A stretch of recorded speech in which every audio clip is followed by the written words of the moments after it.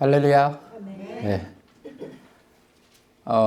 지난주에 여러분들하고 말씀을 전하고 나서 이제 매주 적용을 해야 된다. 그래서 이제 적용을 제가 적어드린 것을 혹시 기억하고 계십니까?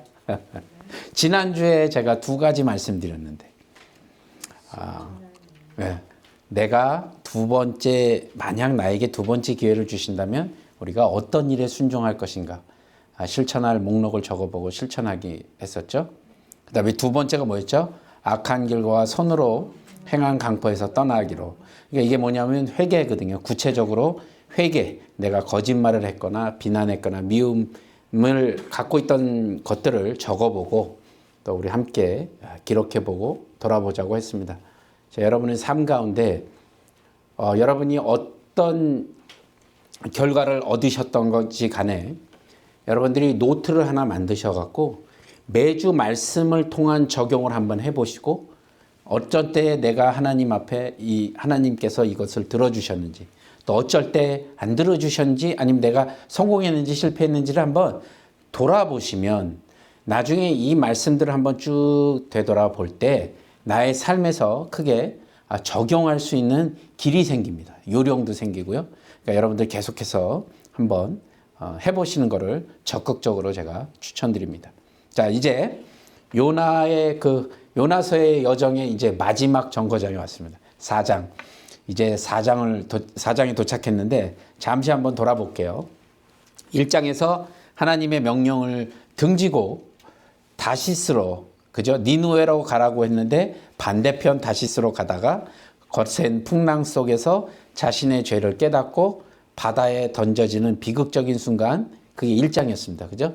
그리고 이제 2장에서는 물속에 빠졌는데 누구가 확 먹었죠? 물고기 뱃속으로 들어갔습니다. 그래서 아주 칠흑 같은 어둠 속에서 요나가 울부짖으며 회개 기도를 하죠.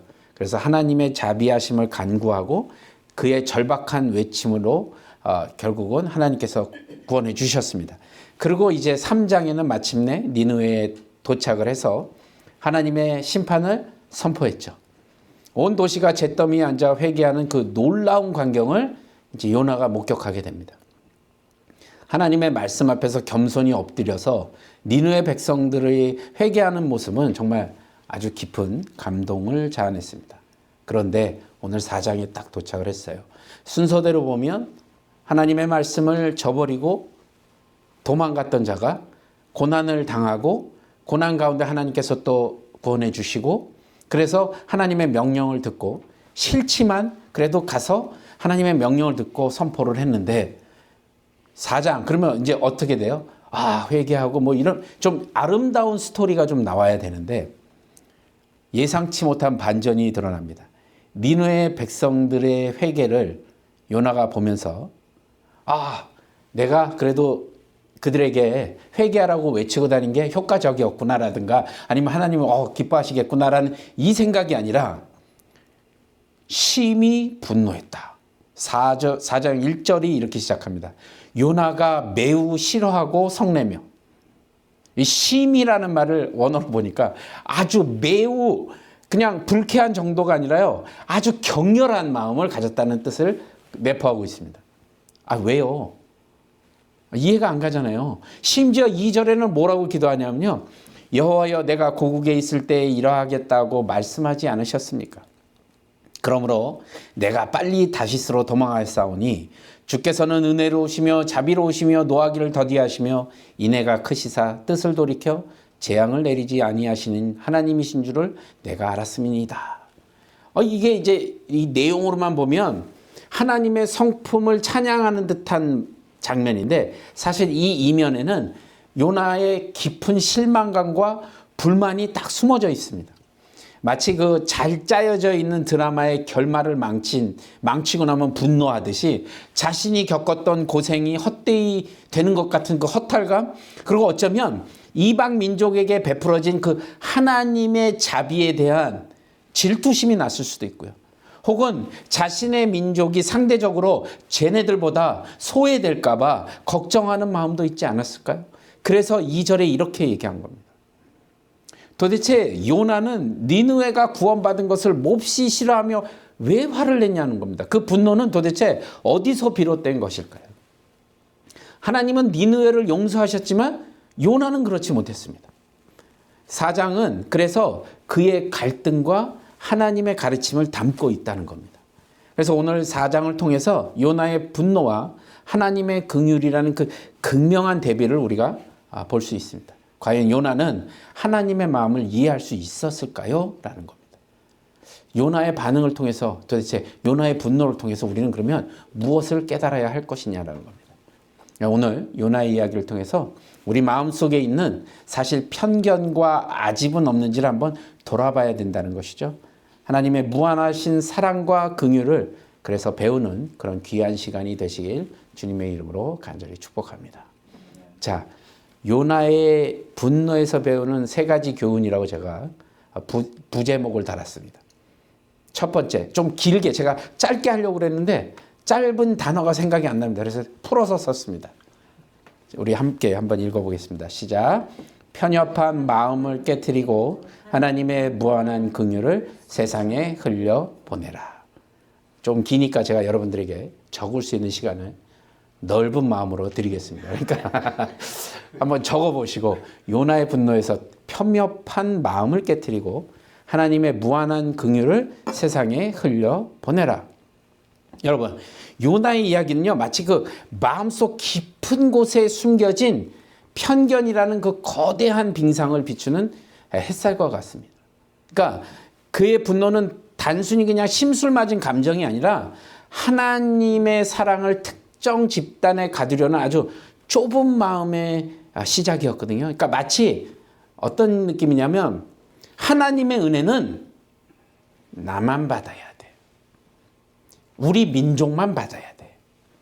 선민의식을 갖고 있었다는 거죠. 유대인만 하나님한테 이런 은혜를 받아야지 저 이방 민족인 저 니느웨 백성들이 회개하고 하나님이 은혜를 주는 걸 보니까 안 되는 거예요, 그건.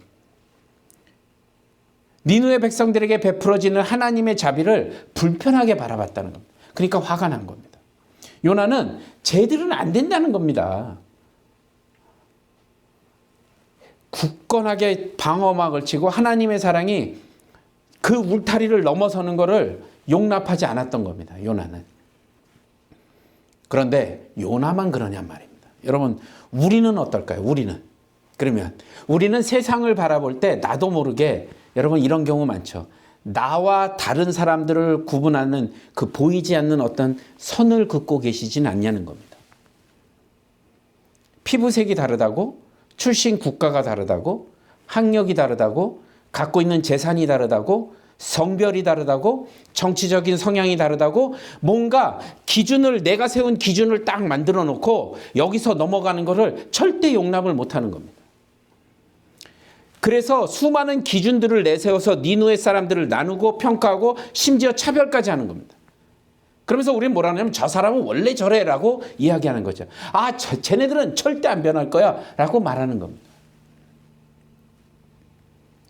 하나님의 사랑이 흘러가는 통로를 우리는 스스로 막고 있는 건 아닐까라는 걸 한번 생각해 보시라는 겁니다.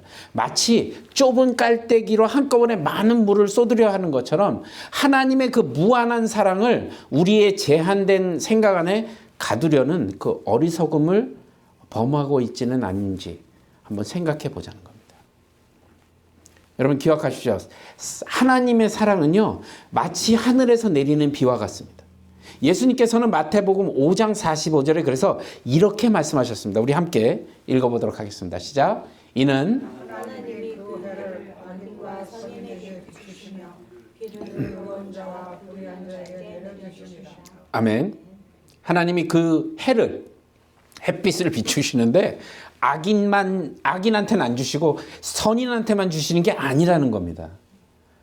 비도 의로운 자에게만 내려주시는 게 아니라 불의한 자에게도 똑같이 내려주신다고요. 하나님의 사랑은 차별 없이 모든 사람들에게 쏟아지게 돼 있다는 겁니다. 비가 내리는 것처럼요. 그래서 하나님의 긍휼은 아버지의 마음과 같다는 겁니다. 그래서 누가복음 6장 36절에 너희 아버지의 자비로우신 같이 너희도 자비로우라 라고 권면합니다. 그러니까 우리가 테두리를 선입견, 편견을 가지고 그렇게 편협한 마음을 가지고 나아가면 안 된다는 것이죠. 하나님은 우리에게 자신의 자비로움을 본받아서 세상에 긍휼을 베풀라고 지금 말씀하시는 거예요. 예수님께서는 뭐라고 그러셨죠? 내 이웃을 내 몸과 같이 사랑하라. 이 무조건적인 사랑을 우리에게 명령하셨단 말이에요. 이 말씀은 그냥 단순히 가까운 사람들, 내가 아는 사람들만 사랑해야지, 아니면 나한테 잘해주는 사람만 사랑하라는 그런 뜻이 아니라는 겁니다. 나를 심지어 힘들게 했던 사람, 나를 미워하는 사람, 심지어 나를 핍박하는 원수까지도 사랑하라는 혁명적인 가르침인 거예요. 이제 우리는 요나의 그 다친 마음을 깨트리고 하나님의 그 무한한 긍휼을 세상에 흘러보내는 통로가 돼야 될 줄로 믿습니다.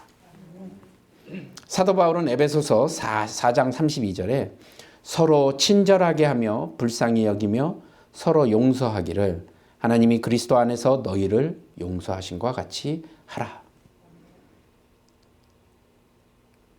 어떻게 하라고요? 하나님이 그리스도 안에서 누구를 용서한 것 같이요? 너희를 용서한 것. 하나님께서 우리를 용서한 것 같이 너희도 용서하란 말입니다. 서로 친절하고 불쌍히 여기며 서로 용서하라고요. 우리는 서로를 용서하고 사랑함으로써 하나님의 긍휼을 세상에 드러내야 하는 사람들입니다. 그게 우리의 사명이기도 하고요. 마치 꽁꽁 얼어붙은 땅을 녹이는 따스한 햇볕과 같이요. 우리의 사랑으로 세상의 차가운 마음을 녹이고 갈등과 분열을 치유해야 한다는 겁니다.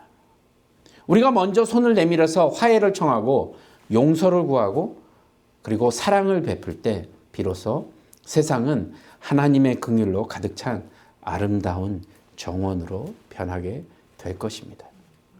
쉽지 않죠. 쉽지 않습니다. 그래서 여러분들 성령님의 도우심을 구하기 바랍니다. 주님의 도우심을 구하십시오. 편협한 마음은 마치 우리 영혼을 묶어놓는 쇠사슬 같아요. 그래서 예수님께서는 요한복음 8장 32절에 진리를 알지니 진리가 너희를 자유롭게 하리라 라고 말합니다. 편협한 마음이라는 것은 거짓된 생각에서 벗어나서 진리 되시는 예수 그리스도를 통해서 자유를 얻는 것. 그 하나님의 무한한 긍휼을 받아들여서 세상에 흘려보내는 복된 삶을 살아야 한다는 것입니다. 우리 수완이 한교회 모든 성도님들은 그런 복된 삶을 사는 저와 여러분이 되시길 주님의 이름으로 간절히 축원합니다. 자, 두 번째로요. 요나의 분노에서 배우는 두 번째 교훈. 좀 길죠? 같이 한번 읽어볼게요.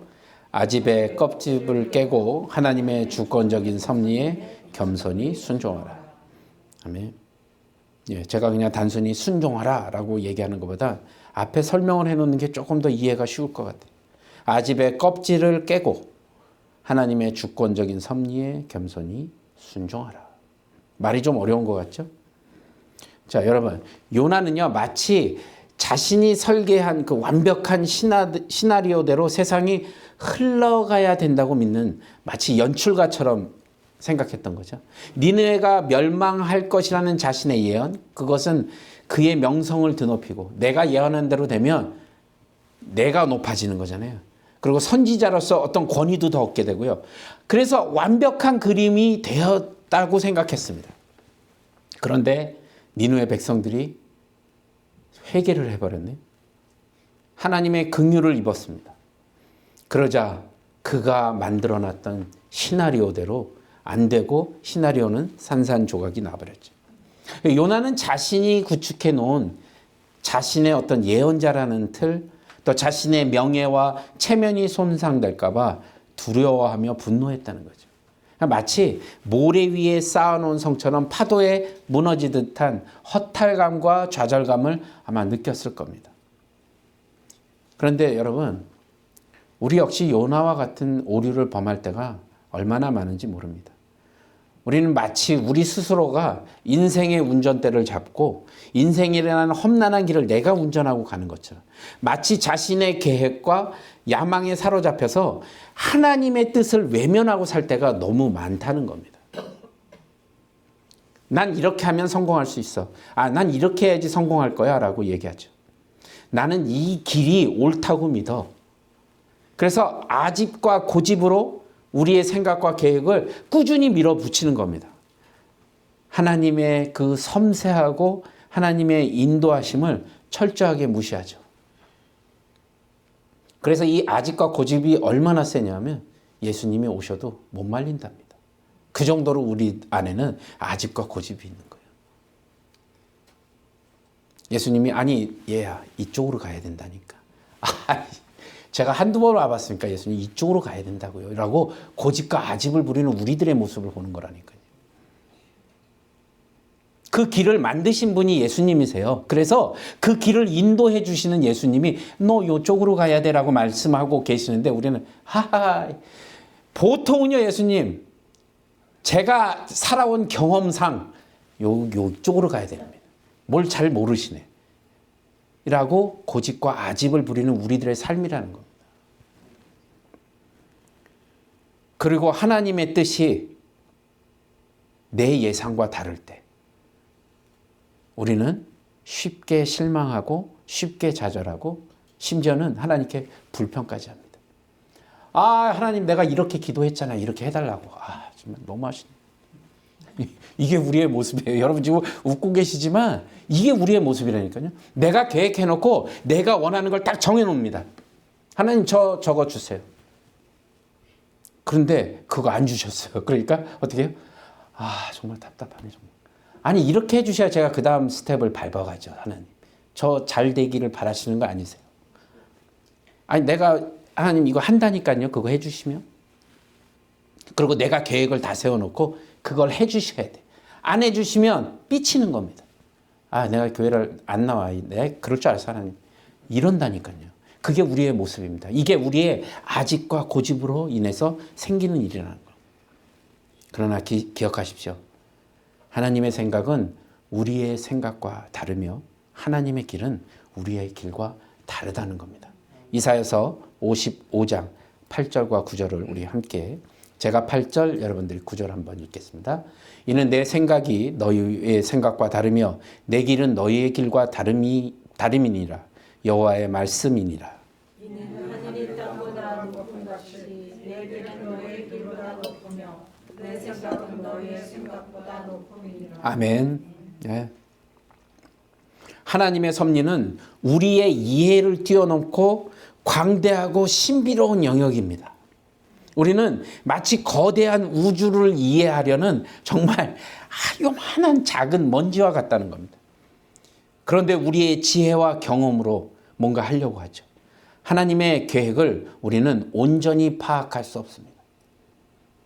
그런데 우린 마치 다 아는 것처럼 행동하죠. 심지어 예수님께서도요, 겟세마네 동산에서 고뇌하시며 기도하실 때 뭐라고 말씀하시냐면 내 뜻대로 마옵시고 아버지의 뜻대로 하옵소서. 마태복음 26장 39절 말씀. 그렇게 간절히 외치셨습니다. 이 말씀은 우리 자신의 욕심과 계획을 완전히 내려놓고요. 어떻게 해요? 하나님의 주권적인 섭리에 겸손히 순종해야 함을 보여주셨다는 겁니다. 예수님께서도 순종하셨다는 겁니다. 근데 우리가 뭘 하고 우리의 계획을 마치 안 들어주시면 안 되는 것처럼 그거가 최선인 것처럼 생각할 때가 너무 많다는 겁니다. 어린아이가 부모의 손을 잡고 길을 걷듯이 우리 자신의 힘과 우리의 지혜를 의지하지 않고 하나님의 인도하심을 온전히 신뢰하시는 저와 여러분이 되시길 바랍니다. 하나님의 뜻을 분별하기 위해서는 끊임없이 그래서 여러분 기도하시고 말씀을 끝까지 묵상하시고 또 하나 성령님의 인도하심을 구해야 한다는 겁니다. 이 방법대로만 하시면 여러분들 삶이 어떻게 해요? 평탄해진다는 겁니다. 잠언 3장 5절 6절은 이렇게 말씀하십니다. 함께 읽겠습니다. 너는 마음을 다하여 여호와를 신뢰하고 내 명철을 의지하지 말라. 너는 범사에 그를 인정하라. 그리하면 내 길을 지도하시리라. 아멘. 근데 참 이상하죠? 우리가 보통은요, 모르는 길을 갈 때 우리의 경험과 요게 대충 주소를 보니까 요 동네 어딜 것 같다라고 찾아가는 사람이 별로 없습니다. 요즘은요, 내비게이션에 주소를 치고 찾아갑니다. 내비게이션은 그렇게 잘 믿어요. 근데 우리가 예수님께 무언가를 맡기고 의탁할 때는 잘 안 믿는 경향이 많다는 겁니다. 안내해 주시는 내비게이션, 우리 삶의 내비게이션 되시는 예수님이 우리의 길을 어떻게 해요? 지도해 주신다고요. 알려주신단 말이에요. 이제 우리는 요나의 그 아집의 껍질에 갇히지 않고 우리의 생각과 계획을 완전히 내려놓고 하나님 뜻에 온전히 순종하는 삶을 살아야 한다는 겁니다. 마치 나뭇가지가 나무에 붙어 있을 때 열매를 맺을 수 있듯이 우리는 하나님께 딱 붙어 있어서 비로소 그 참된 열매를 맺어가야 한다는 겁니다. 하나님 뜻에 순종하는 삶은 때로는 고난과 어려움을 수반할 수도 있습니다. 예, 있어요. 그런데 그 길은 결국 우리를 가장 안전하고 풍성한 곳으로 인도하여 주신다는 겁니다. 사랑하는 여러분, 아집은 우리를 진정한 행복에서 멀어지게 하는 독과 같은 겁니다. 오늘 이 시간 우리 안에 있는 아집들을 버리고 철저히 하나님 주권적인 섭리에 겸손히 순종하는 삶을 살아가기로 결단하는 은혜가 있기를 주님의 이름으로 간절히 축복합니다. 자, 이제 마지막으로 교훈, 요나의 분노에서 배우는 3가지 마지막 교훈. 더 길어졌죠? 우리 함께 한번 읽어보도록 하겠습니다. 시작. 끓어오르는 분노를 잠재우고 하나님의 따뜻한 마음으로 세상을 품어 안으라. 아멘. 끓어오르는 분노를 잠재우고 하나님의 따뜻한 마음으로 세상을 품어 안으라. 여러분, 요나는 마치 폭풍우처럼 거센 분노에 휩싸여서 하나님의 자비하심에 항변했습니다. 니느웨 백성이 회개하고 구원받는 모습을 보면서 그는 자신의 마음속에서 끓어오르는 분노를 억누르지 못했다고요. 그의 분노는 하나님의 긍휼하심을 온전히 이해하지 못했다는 겁니다.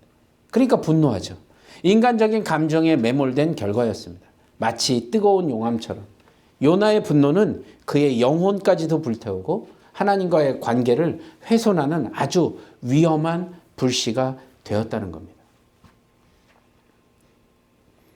마치 우리가 일제강점기 때 요나는 한국에서 일본으로 가서 회개하라고 외치는 자와 같다는 거죠. 그래서 가서 했는데 우리들 마음속에 저놈은 망해야 돼라는 마음을 갖고 있었다는 거예요. 그 분노를 주체하지 못한 겁니다. 안 할 줄 알았는데 했단 말이에요. 하나님의 긍휼이 거기에 임했다는 겁니다. 그러니까 화가 난 거예요. 분노를 참지 못한 겁니다. 우리가 요나처럼 분노와 불평에 휩싸일 때가 정말 많죠, 여러분. 부당한 대우를 받았을 때도 그렇고요. 기대했던 일이 이루어지지 않을 때도 그렇고요. 사랑하는 사람에게 상처를 받을 때도 그렇고요. 요거만한 일에도 쉽게 분노의 감정에 점점 사로잡힙니다. 요즘 세상은요, 더욱더 분노가 넘치는 세상이 되었습니다. 분노가 하나님께로부터 온 걸까요? 아니죠. 누구로부터 왔죠? 사단으로부터 왔습니다. 그래서 그 분노로 인하여 우리가 서로 싸우게끔 만드는 거죠. 여러분, 분노하면서 사랑하시는 분 보셨습니까? 안 돼요. 둘은 같이 있을 수가 없습니다. 그래서 우리는 분노할 때 이게 아주 날카로운 칼날처럼 상대방만 찌르는 게 아니라 나도 찌르고 이게 불이 붙어갖고 나만 타는 게 아니고 옆 사람까지 막 태워버리는 아주 파괴적인 힘을 발휘하게 됩니다. 여러분도 화내 보셨잖아요. 분노해 보셨잖아요. 저만 분노합니까? 아니요. 옆에 있는 사람들까지 영향을 미치잖아요. 오늘 집에 가셔서 그냥 아무 이유 없이 한번 소리 질러 보십시오. 식구들 다 모아놓고. 화기애애한 분위기가 생기냐겠단 말이죠. 나만 그런 게 아니라는 겁니다. 이 영향이 마치 전염병처럼 옮겨간다는 겁니다. 분노는 우리를 하나님으로부터 멀어지게 하는 겁니다. 그래서 관계를 깨트리는 겁니다. 그래서 결국 우리 자신을 스스로 불행하게 만드는 일이라는 겁니다. 그게 분노입니다. 그러나 기억하십시오. 잘 들으세요. 분노는 우리가 다스려야 될 감정이지 우리를 지배하도록 내버려 두는 건 안 된다는 겁니다. 우리가 다스려야 될 거예요, 분노는. 근데 그 분노가 우리를 다스리게 만들면 안 돼. 우리를 지배하게 만들면 안 된다는 겁니다.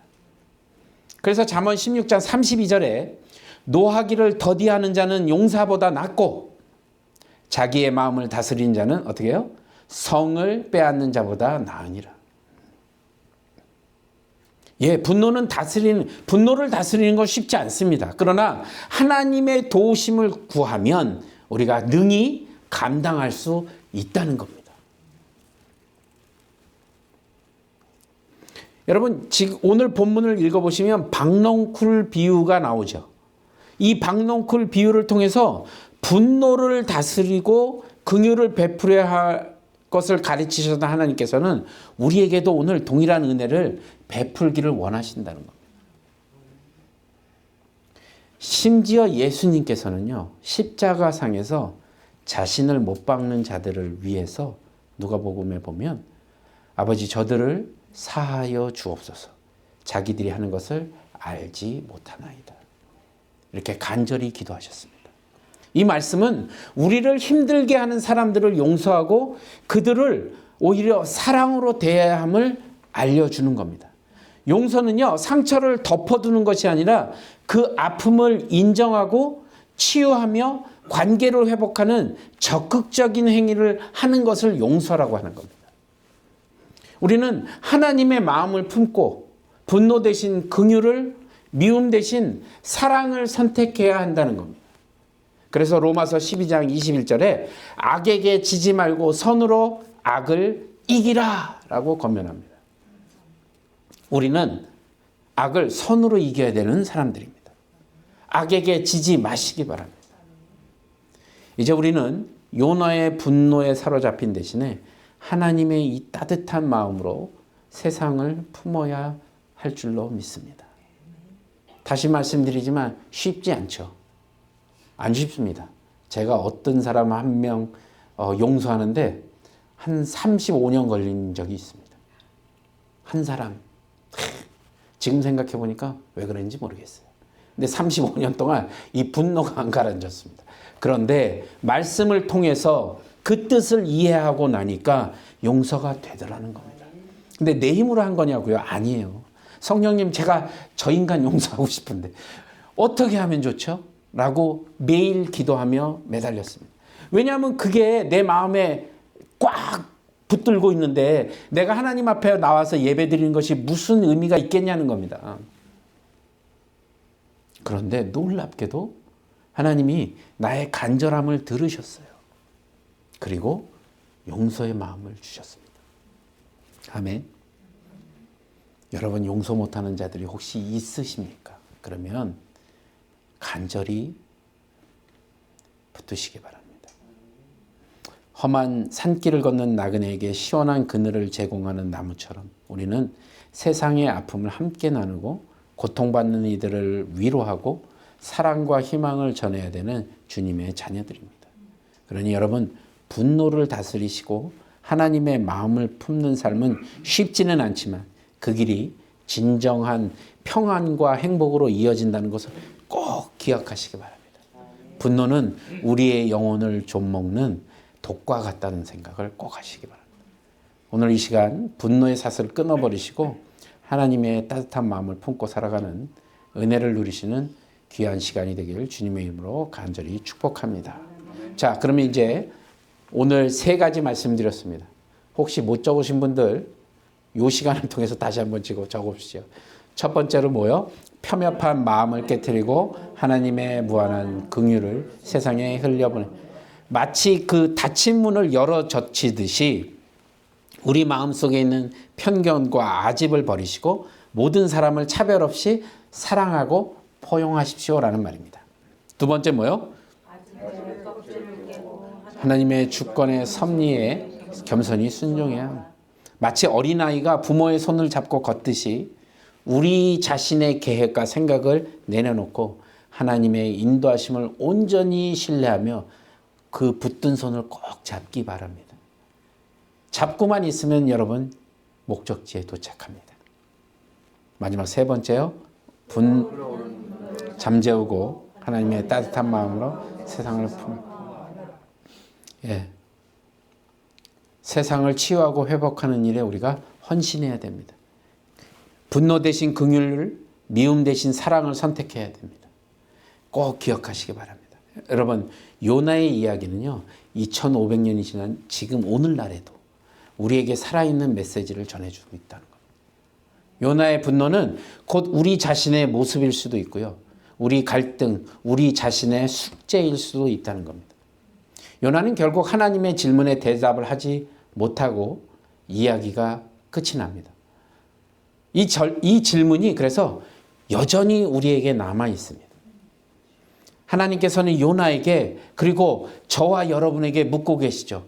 아니 내가 그 넝쿨로 말미암아 성내는 것이 어찌 옳으냐? 너 왜 그것 때문에 성내? 라고 질문하시는 거랑 똑같다는 거죠. 이 질문은 단순히 그냥 박넝쿨에 대한 애착을 묻는 것이 아니라 우리 마음속에 자리 잡고 있는 폄협함, 아집, 분노의 근원을 묻고 계신 겁니다. 우리는 과연 이 질문에 대답을 할 수 있냐는 겁니다. 이제 우리는 요나의 이야기를 통해서 이 배운 교훈들을 우리들의 삶 속에서 실천하시고 하나님의 마음을 품고 살아가는 진정한 그리스도인들이 되어야 할 것입니다. 폄협한 마음을 깨트리시고 아집의 껍질을 벗어버리고 분노의 불씨를 잠재우며 세상에 하나님의 사랑을 전하는 복된 삶을 살아가시길 바랍니다. 자, 그러면 적용 두 가지 해야 된다고 말씀드렸죠? 자, 첫 번째 적용이 뭐냐면요. 관계 속 편협함 극복하기입니다. 우리는 선입견을 갖고 있잖아요. 우리는 다름을 틀림으로 규정하고 배척합니다. 다른 거를 틀렸다고 생각하고요. 그래서 혹시 여러분 주변에 불편함이나 혹시 거부감을 느끼게 하는 사람을 한번 떠올려 보시고 그 사람이 직장 동료일 수도 있고 이웃 주민일 수도 있고 심지어 가족 구성원일 수도 있죠. 이번 주에는 우리가 그 사람에게 먼저 다가가 대화를 한번 시도해 보십시오.